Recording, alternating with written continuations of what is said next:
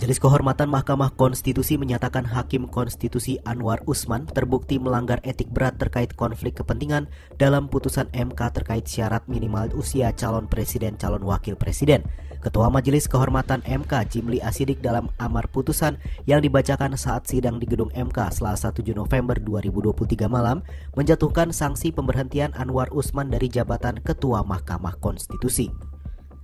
Hakim terlapor terbukti melakukan pelanggaran berat terhadap kode etik dan perilaku Hakim Konstitusi sebagaimana tertuang dalam Sabta Karsa Utama, prinsip ketidakberpihakan, prinsip integritas, prinsip kecakapan dan kesetaraan, prinsip independensi, dan prinsip kepantasan dan kesopanan.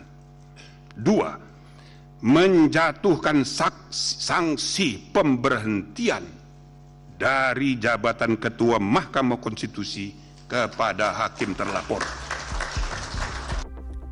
Jimli menyebut keputusan ini diambil setelah Majelis Kehormatan MK memeriksa Anwar dan mengumpulkan fakta-fakta termasuk pembelaan Anwar. Di antara 9 hakim MK, hanya Anwar yang diperiksa 2 kali oleh Majelis Kehormatan MK. Merujuk pada Peraturan MK Nomor 1 Pasal 41 Tahun 2023 tentang Majelis Kehormatan MK, terdapat 3 jenis sanksi pelanggaran yang diberikan kepada Hakim Konstitusi yang terbukti melanggar etik. Sanksi berupa teguran lisan atau tertulis untuk pelanggaran etik ringan, dan sanksi berupa pemberhentian tidak dengan hormat untuk pelanggaran etik berat. Majelis Kehormatan MK juga memutuskan 9 hakim konstitusi melanggar etik secara kolektif terkait kebocoran informasi dalam proses rapat permusyawaratan hakim atau RPH. Pada putusan kedua, MK memutuskan Hakim Konstitusi Saldi Isra tidak terbukti melanggar kode etik dan perilaku terkait dissenting opinionnya. Sedangkan Arif Hidayat juga dinyatakan tidak melanggar etik terkait dissenting opinion.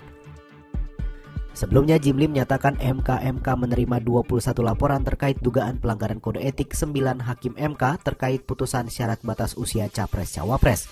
Saat membuka sidang pembacaan putusan MK pada Selasa ini, Jimli mengatakan seluruhnya akan dibaca secara berurutan dengan disederhanakan jadi 4 putusan.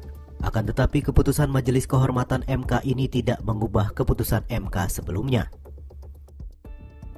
Soal aturan mainnya itu tadi sudah saya jelaskan. Putusan MK itu final dan mengikat. Begitu kata konstitusi. Diatur di konstitusi demikian dan juga di undang-undang sebagaimana juga sudah dipraktekkan, bahkan sudah beberapa kali ada putusan MK soal mengikatnya itu sudah jadi doktrin. Putusan Mahkamah Konstitusi bersifat final dan mengikat. Nah, di seluruh dunia kayak gitu sama.